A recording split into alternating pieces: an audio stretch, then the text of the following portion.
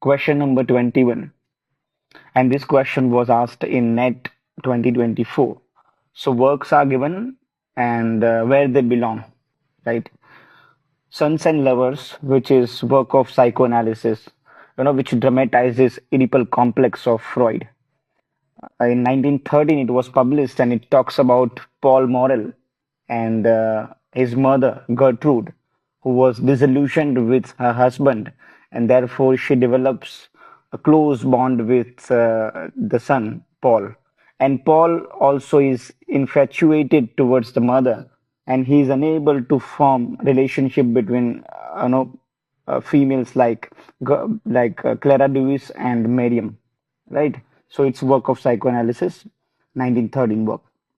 Then Waiting for Godot, 1952, which is work of postmodernism. And how is it work of postmodernism? Because it has non-linear structure. Generally, what we see is the plot which is linear, beginning, middle, and end. But it has this structure which is not linear in nature, right? This to Vladimir and Estragon are waiting for something, Godot, and Godot never arrives, and therefore dialogues are also absurd. So it's a work of theater of absurd in 1952, and therefore postmodernism.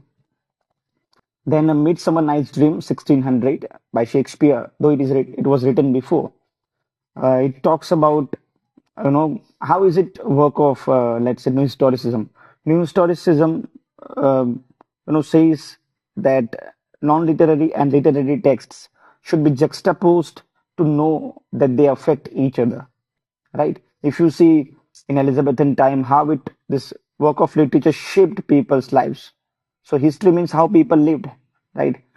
If you see Theseus, the Duke of Athens, who controls Hermia's decision to marry Demetrius, though she was in love with Lysander, but then uh, she's defiant, right? She is recalcitrant. She doesn't want to follow.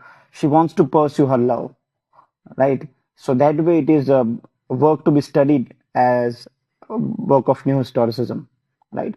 And A Room of One's Own, 1929, which is of course a work of feminism, which is in 1929, and it talks about how female should have room of one's own. It's a metaphor for their space, independence and women's autonomy, saying that she must have money to write and her own room, that is to say,